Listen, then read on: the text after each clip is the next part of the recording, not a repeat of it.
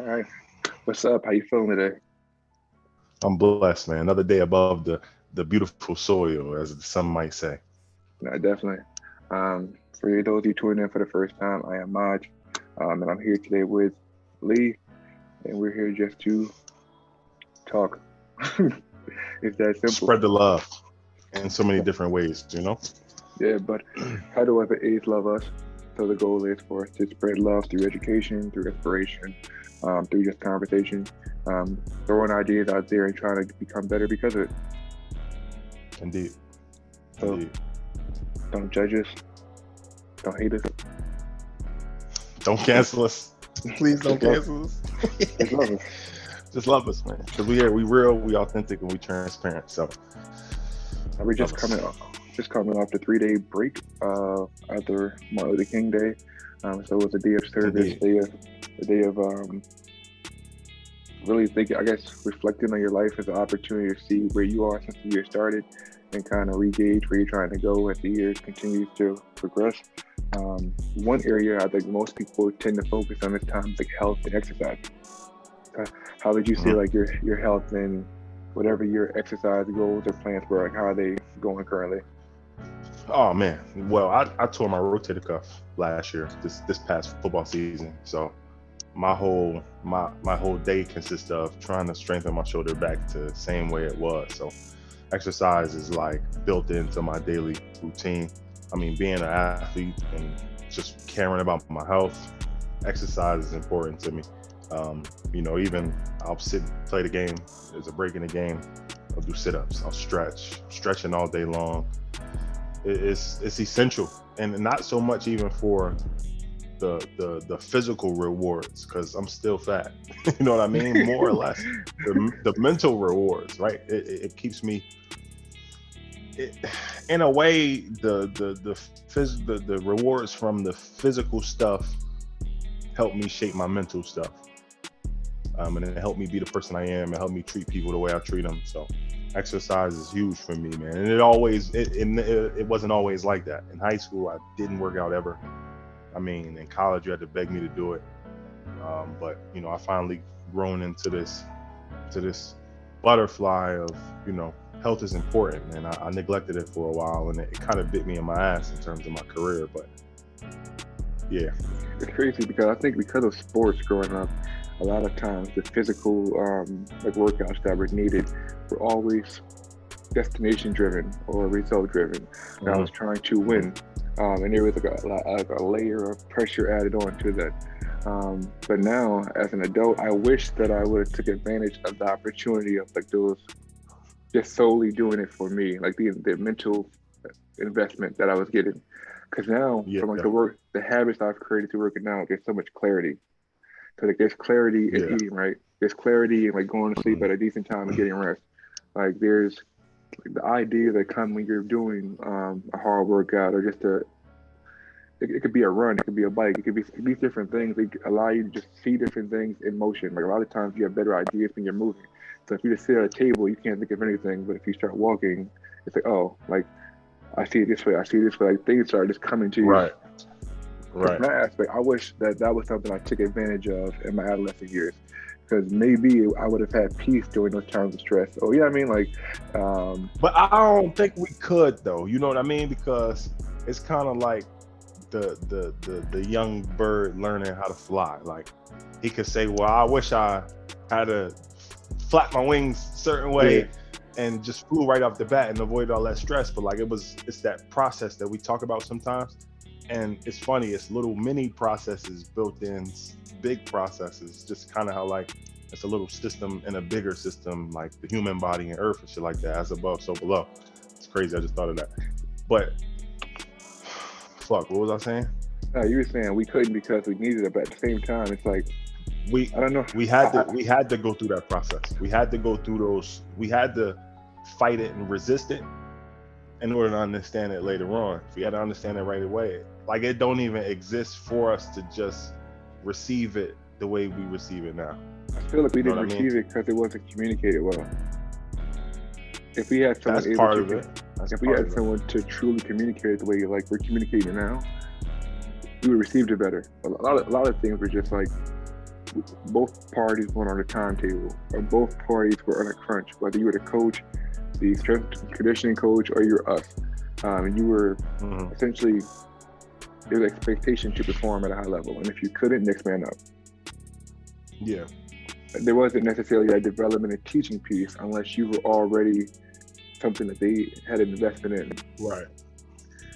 And that's where you can lose certain things, right? Because if you're not willing to invest into your players or your employees that extra month, 2 months, 6 months, a year that they need to be on the same line as the people that you trust now, you lose an opportunity to have something special. So, there's pros and cons to everything, and it does suck that that's how they got it.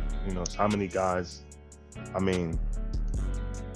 many people do you know where their life could have been different if they were given another year, Right. another couple months of understanding? Because we all animals at the end of the day, right? And think of the people who leave and then do extremely well. Right. So Right. now Right. So think about it. If the coaches were judged from that spectrum, like as the players are, that coach should get a grade. You know what I'm saying? Like, Yeah. you had Right. X, Y, and Z. They went here and did this. But while they were under you, this is what transpired. Like, you were a No, failure. they don't look at it like that. They don't look at it like that. But They don't look at it like that. but that'd be crazy if you really started going through and just naming. All right, so yeah, It would. these three players went to Lick. Cool. So you're gonna, on every time you go into an interview, this is how you're going to describe yourself, or say kind of describe your marketability. But yeah, what about the other 300 you had who were shitty, didn't know the playbook, who didn't establish good habits? It's like you're a part of that too. Right. The Right. kids who wanted to transfer because they hated you in the school because of you. And I'm not saying I guess ever going to happen, but I'm just saying, like, if you really took an honest look, because they always want to say they want to be honest with us, like, let's really start having that transparency with one another. Like, actually, you're not that good.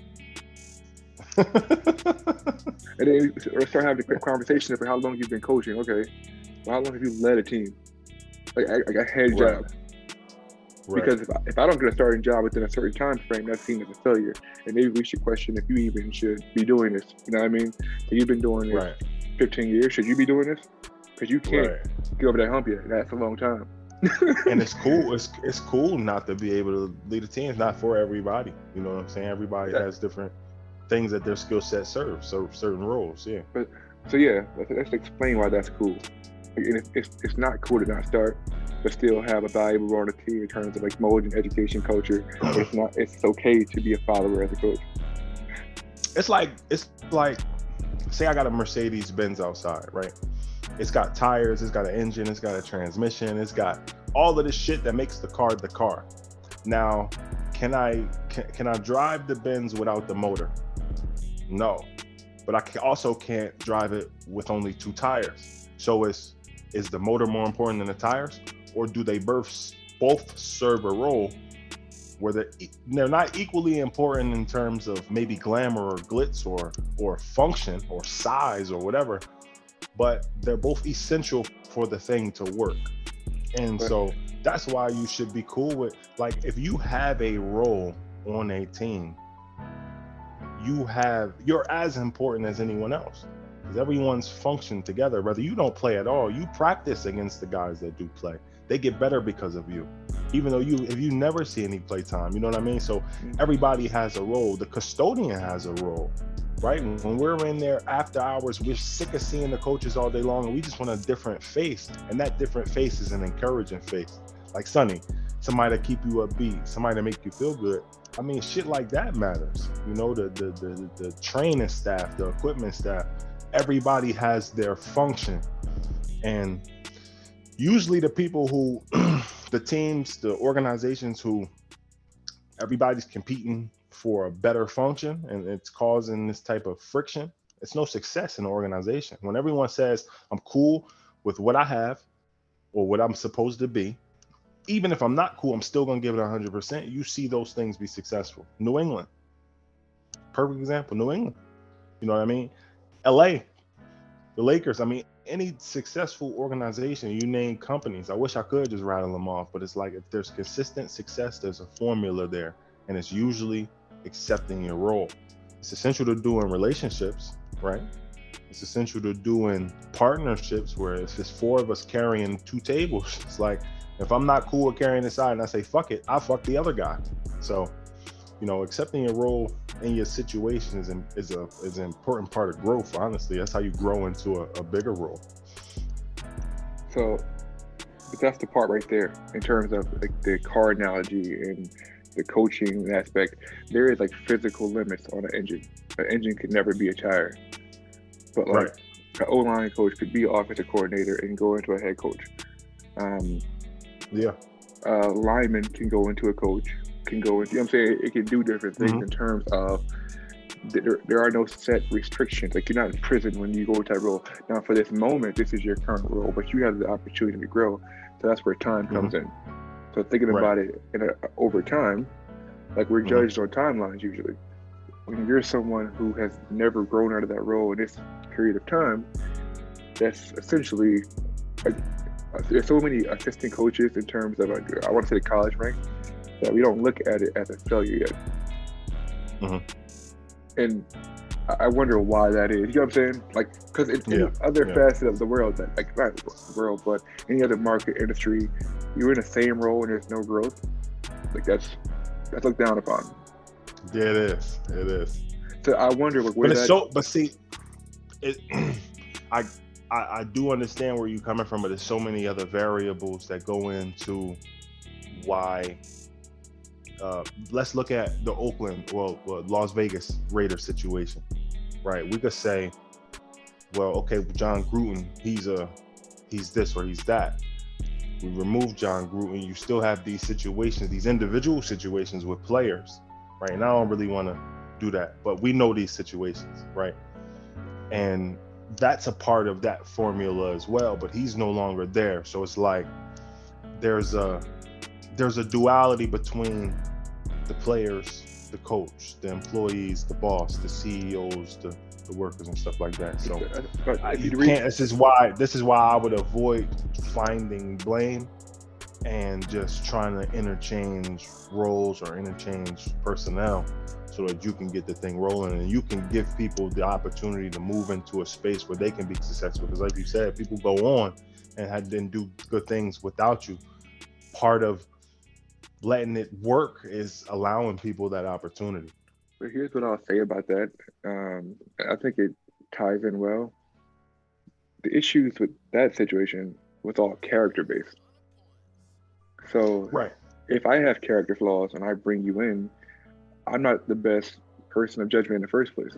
Judgment. So if you notice, they also got rid of the GM, which is terrible because he's from like my neck of the woods. But I'm just thinking about it, like shit rolls downhill. So when the season kept going forward and John Gruden was removed, but things still kept happening, that part wasn't a surprise. Like them playing football well and still winning games without him isn't a surprise because they were playing football well with him. You know what I'm saying? Like, so if they were to go and win a Super Bowl, that wouldn't really change anything. But the fact that they had all these incidents that were character based, it's like, well, this makes sense because it goes well with the person who led them. Yeah. You're right. So, damn, you're right. In terms of that spectrum, it's like that makes perfect sense. Like, like, most people say, well, you should have saw that coming. But a lot of times we don't because his were so flagrant in terms of like a societal. Well, honestly, most of them were. You had to deal with it. Yeah. It was domestic violence, murder, and then racism. Like so, but the person who selected them, started it all off. Wow. Yeah. And how does that affect the team? Yeah. Right. Yeah. So that's going to need a whole rebuild, new makeup, whatever you want to call it, from a character standpoint. Because what else is going on there? Then it's in Vegas, right? So it don't look good for them. How do we tie this into exercise? So from an exercise standpoint, I think a big point is like you're essentially the habits that you have. So Took the words right out of um, my mouth. Yep. your habits establish your routine. They Hmm. establish like your demeanor and like the ultimately your success. Like you are a product of your habits. So Yeah. you can work out all day, but if you're not eating properly, you're going to look like you eat what you eat. So you're going to look like you eat out Right. every night. You'll look like you're not sleeping properly. Like you're a product of your habits. Yeah. And from a personal standpoint, I had to look in the mirror and do that. So that's why a big focus for me was making sure I was sleeping well, getting back to my norm. So working out in the morning as opposed to like whenever time allowed. Like I made it a priority. Yeah. Um, Yeah. as well as being cognizant of what I was eating. Not saying that I gave up everything that I was eating before, but now I'm more mindful in moderation. So just thinking about the habits and what I want that for me to look like. Just knowing Like yourself, knowing what works for you. so, once you pay attention to your habits, like other things start flowing accordingly. Hmm. So by me being mindful of how I'm sleeping, how I'm eating, how I'm working out, now I'm more mindful. Like, there are positive effects of that. How you Yeah. look, And you start to create other parts of your ritual shaped around that. Yeah. so how Yeah. you look, how you feel, how you think about things now. Yeah. And now it's easier for you to do essentially what you want to do. You can help others because not only are you preaching it, but they can see it. So you don't even have to say it. Yeah. Like a lot of times when you have good habits, there's a certain glow about you. So people start Yeah. thinking like, I want that, as opposed Right. to me telling And you should have this, want this. Let me show you why yeah. you should want this. Yeah. Yeah. Yeah. Um, Agree. and, I, and I think that ties in well with what we're talking about there because John Gruden clearly had bad habits. Like came back to haunt him. Hmm. Like he had a habit of emailing these things. Like that's what it comes down A to, habit of a habit of just seeing people like that. You know what I mean? right? Yeah. And like Yeah. he couldn't break that habit. And others, how can you say, he had a habit of overlooking character flaws as well because Yeah. maybe he felt people needed a chance because he needed one. What I mean by that is like I have flaws by me and I'm good at football, so I can relate to you if you have the other issues, but you do this one thing well. I only Yeah. prioritize this. I don't prioritize you being a good person because I'm not a good person. Right. Like, Yeah. Yeah. Right. Right. Right. and Of course. that's how That makes recruiting sense. is. Like, a lot of coaches, if they prioritize good people or religion or anything like that, that comes out in the recruiting trip. The people who are Yeah. fake, you can tell when they're fake on a recruiting Yeah. trip. It's so obvious now. But you didn't know we was big shiny eye, what looking, trying to get somewhere. But The crazy part, I think then you knew it was you more felt so it. I felt it. Yeah, I felt it. But it was like maybe a this is matter. what, because we was always told business and treating people right were never synonymous. But think about this. That's also came down to a matter of options. The more options you had, the more you were able to see red flags and see I'm not doing that. When your options More are limited, experiences, yeah. when your options are limited, it's like, well, this is the best I'm going to get, and that comes down to relationships, and everything else. Right. So you conform or even play dumb. Like I don't, I've never felt real love before, so because this like resonates with that kind of sorta, I'll go forward with that. I'll accept it because I don't believe I can have what real love actually is. Because as Wow. much as everyone says I deserve it, maybe do I? I haven't got it. And it's crazy how, I mean, just walking around the block gives you the opportunity to think of shit like this. You know what I Hmm. mean? So I feel like, nowadays with social media and stuff, it's really trendy to exercise. And I think that's a good thing, even though, I mean, you're seeing these goofballs that's just, it's almost like just you guys sexualize everything. Like, come on, give me a break. But One thing put I that honestly say, aside, people are moving. It seems like more people are moving. I like the idea that you have this visual representation of everyone's like health conscious and working out. Like that is one positive of social media. And also, if you have to feel like some of the bodies on there aren't real and all these different things, that's cool too. But like, let's say as you say that's not realistic, but the idea of health is in there. Like there should be Yeah. something there saying that you should have a healthy lifestyle, not just be skinny. Like no, you should be doing something. Like your body isn't made to Right. just sit all day. Right. You're Right. made to sweat. And you don't have to be skinny. Like being Yo, skinny isn't always being healthy. exactly. So it's like, You know what I'm saying and though? I feel like there's a clash between, or there's a misconfusion between, I don't even know if that's a word, health and beauty. If you're alive, you're beautiful, right? That's non-negotiable, because to exist is something that's like damn near impossible when you look at everything around us outside us, Earth, right? It's impossible to be alive. So that's sealed, but to be healthy is a completely different conversation. I don't know if people are distinguishing the two, or at least I haven't seen it be distinguished. It's like, you know what I mean? I do. I think that's what I'll say. The more healthier you are, yeah, I said it right. The more healthier you are, the more transparent your beauty is. And I'm talking about health from a holistic standpoint: mental health, spiritual Yeah. health, physical. You know what I mean? Like when you're sick, you don't even speak like yourself. Like in terms of if you have a cold, Right. if you have a cold or the flu or anything. Yeah. So the same 'Cause your thing. body can't function the way it, you know what I mean? So the Your same body thing for can't your function, yeah. the same thing for your mental. If you have poor habits, you don't have a routine of like taking care of yourself holistically. So when you're mentally sick, you're not the same funny person you usually are. You got that same healthful individual. Because like spiritually, you're coughing and sneezing, and you have a fever. Like the same. The mental and spiritual is important. You because impact people differently, yeah.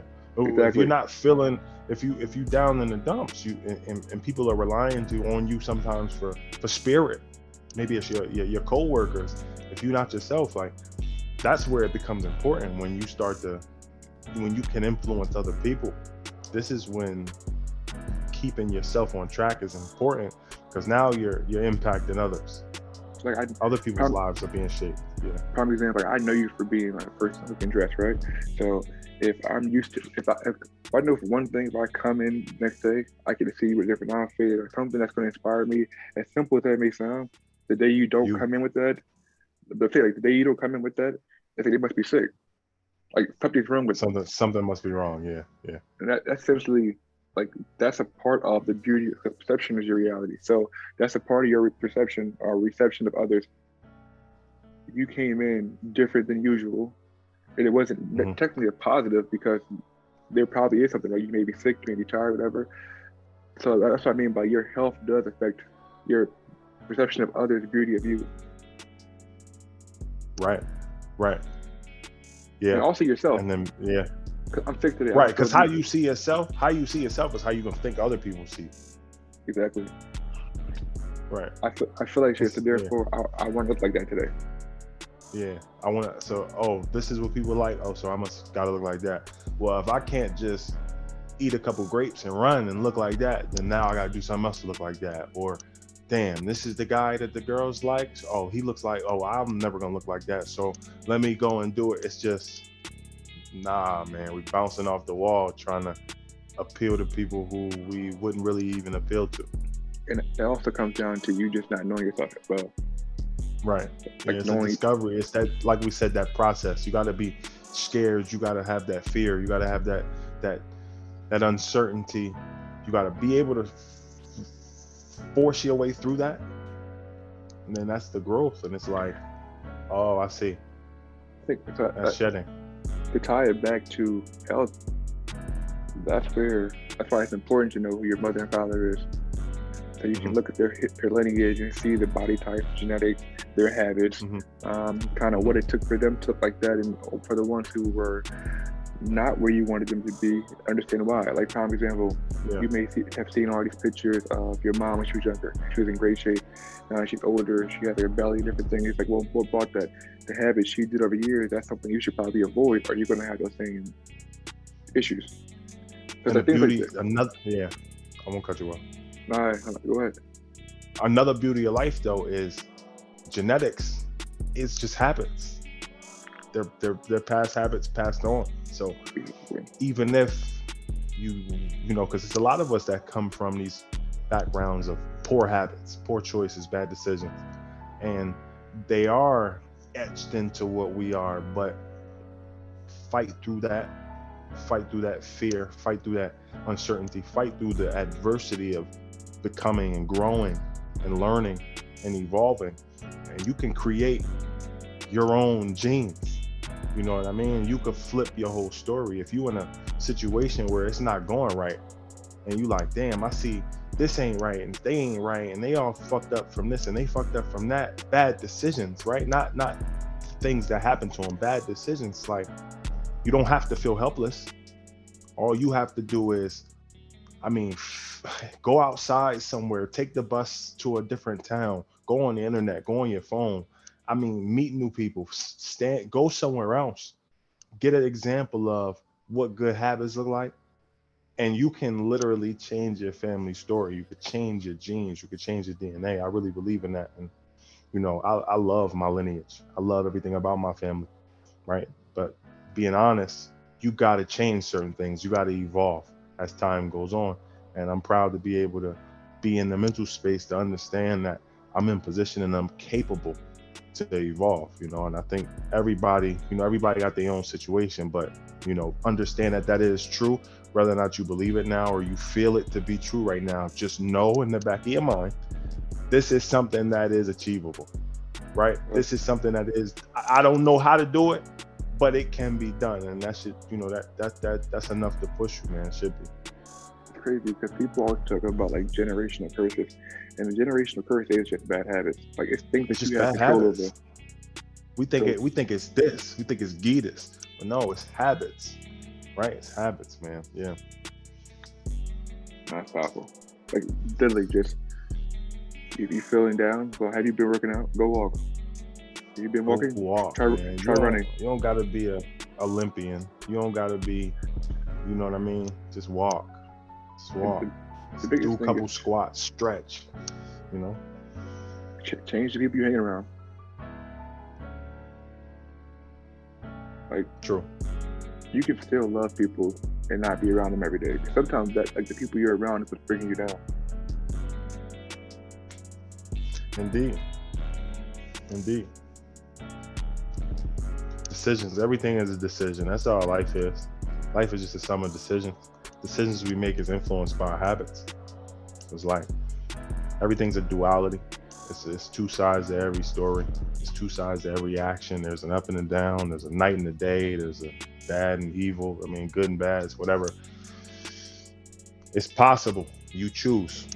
You know what I mean? We all make these choices, but there's a duality to everything, and it's just up to us to choose. Choose your habits. What's next? Like, it's crazy. There's habits that you don't know that are issues at the moment because that's not where your focus or priorities are. Mm-hmm. I'm almost excited to see what I need to change next, because like it takes 21 days to essentially change your habits. Yep. So essentially, yep. Sundays. This for the year, the 21st is coming up. So I think 5 Friday. days from now. No, the 21st is, I think, Friday. Oh shit. So it's like, what equity or what energy or effort did you put into creating good habits for the first 21 days of the year so far? Because like everybody had like these New Year's resolutions, things they want to change. Right. Do the first 21 days represent that? Because right now it should be easier than it was in the first.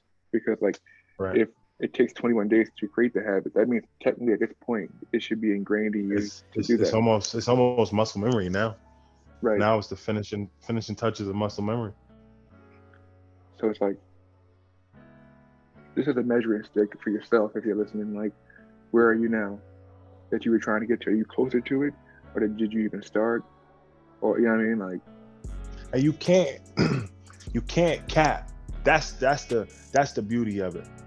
We think we can, and we fool who don't know, but there's always somebody who knows.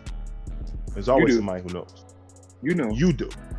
You know that, and that's what I'm saying. There's always somebody who knows, whether or not. And if you do it long enough, more than just because then Right. you can't cap it, and you social media gives us a chance to fake a lot of things, but I you got know a what I great, mean. So it's I got a great example. It's like you're in college, right? Mhm. A lot of people go to a library or the tech center to do their homework, and you'll see them there all the time. And say, "Oh, this person really putting work in," but then graduation day comes, and and they they're not there. graduate. It's like, wait, if you were putting in that many hours, that doesn't correlate. It doesn't. For prime example, someone could be posting online that they're doing this workouts, they're eating healthy, and it's like, cool.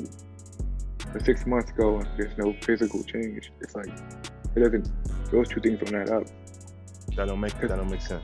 Because 2 weeks of changing habits show the physical result. I'm not saying it's always about the result. I'm just being honest. So like, Yeah. And it's like and I was thinking about this earlier. The energy we put in to make believe is more than what it takes just to be it. But when your focus is on faking it, you can't put focus on doing it. So it's like there's that duality again. You choose, be it or act like it. there was a quote the other day. It was like, you can either stop or you can keep going, but both ways hurt.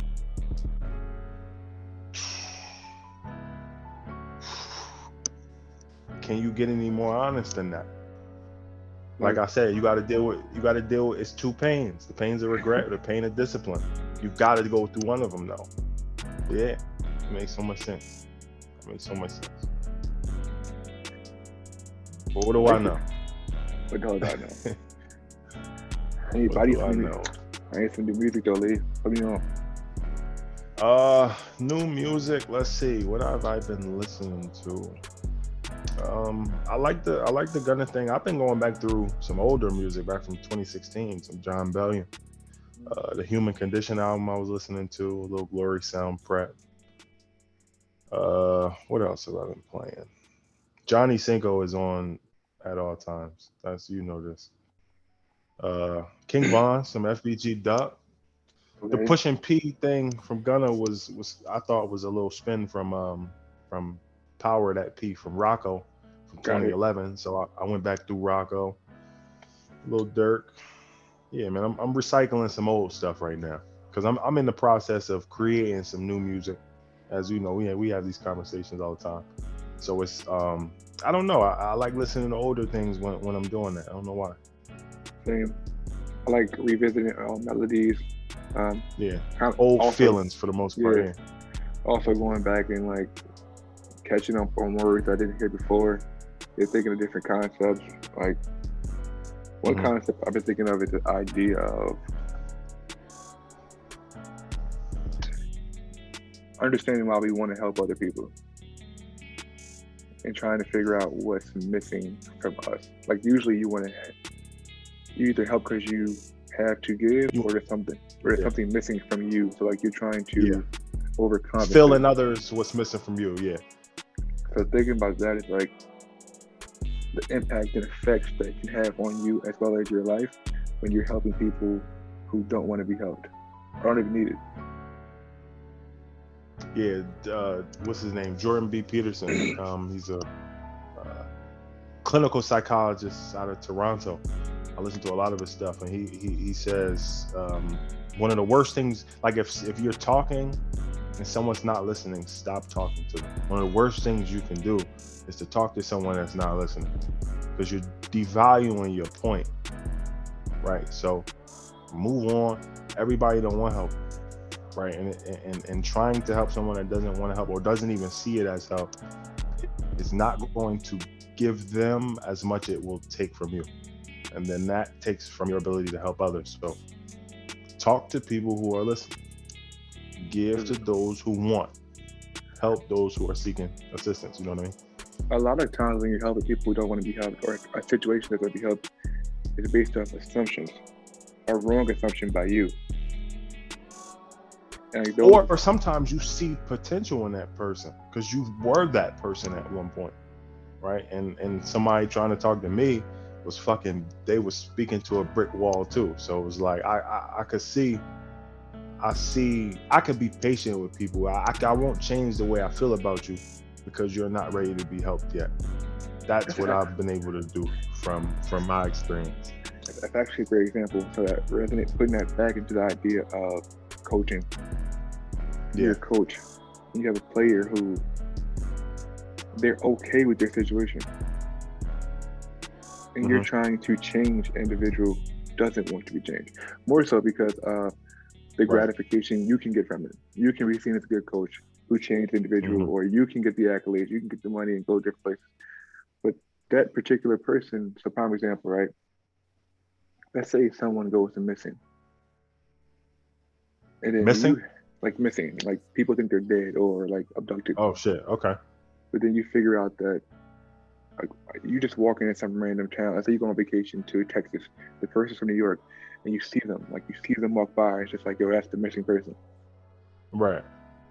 But like they see them, and they run away. So you spend all this time trying to find them, right? And then you go to the authorities. You tell the authorities that like, yo, I've seen this person. I think they may be in trouble. They're in danger. Blah blah blah. You spend all this like energy. Let's say it takes you like 6 months to find them.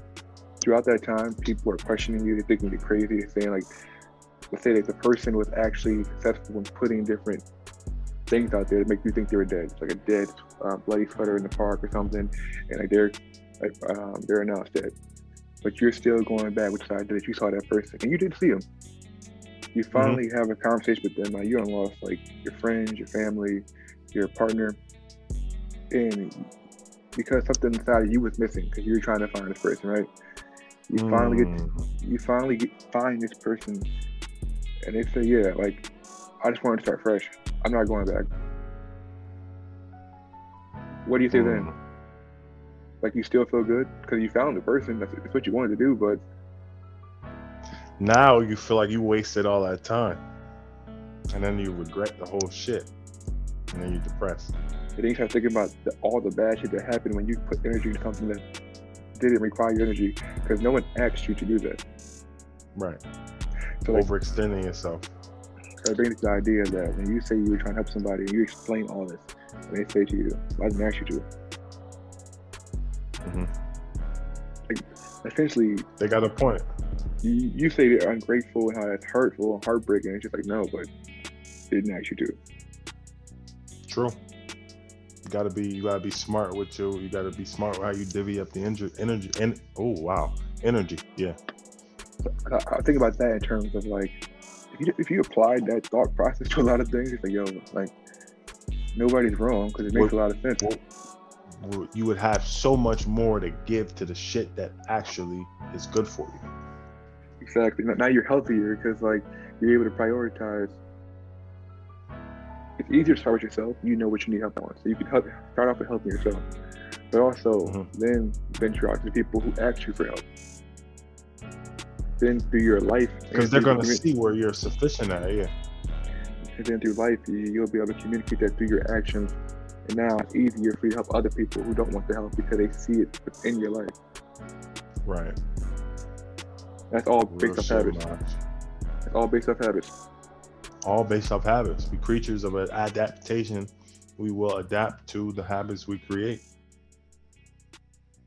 And that's shit. That's deep. And then your habits become your genes. Your genes become the next human you create. The next human you create goes out and becomes the thing that lives and procreates. Yeah. Fuck. Now you have a real legacy. Wow. And so this is what's so interesting. When we look at animals, they procreate to recreate. We have to beg each other to do the right things, just the bare necessities to survive. Animals procreate, checking every box so that they do survive. Isn't that so crazy? Bro. The threshold we have for survival actually leads to our demise. Exactly. What do I know? What do we know? Man. But what I'll leave you with today is really take a deep thought and think about your habits. Take a benchmark where you are now as you approach the 21st day of the year. Have you improved? Have you digressed? I mean, only you know. You don't have to answer that to anybody else, but just look after yourself. Love yourself. Be honest. Don't hate yourself. Don't judge yourself. But please. And forgive yourself.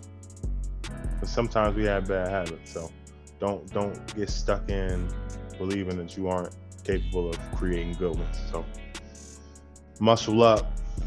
Definitely. Get out there. Just go for a walk. You ain't got to sprint. You ain't got to do marathons. Build to marathons. But just get out. See something different. Crawl. Get on your knees. Pray. Whatever. Stretch. Get that engine moving. The brain and the body work together just for bare necessity, normal living. It's the same thing with exercise. Your mental health and your physical health work in tandem. I don't have nothing else to say. Sema'j, aka Sema'j, aka. Pull out the glasses. My name is Hubert Leon Johnson. Alex the Jet on that.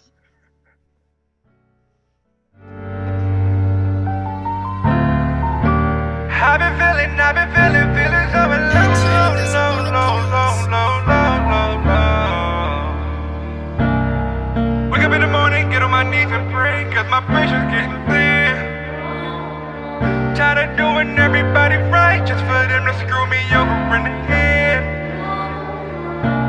In a world of 7 billion people, tell me why I feel so alone.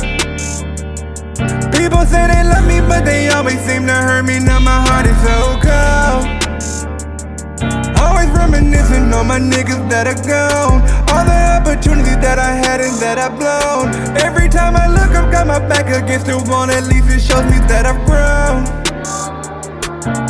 Same ones you feed and sharing secrets, painting towns. Deceiving, practice treason, and will kick you when you're down. And everyone I'm trying to do right always do me so wrong. How could something that's so sacred be so harmful and a sin? When I'm down and feeling out, it's only water for the wind. Surrounded by models and models, a whole lot of dollars I cancel for a crib. But can't none of that repair myself. In a world of 7 billion people, tell me why I feel so alone. People say they love me, but they always seem to hurt me. Now my heart is so cold. Always reminiscing on my niggas that are gone. All the opportunities that I had and that I've blown. Every time I look, I've got my back against the wall. At least it shows me that I've grown.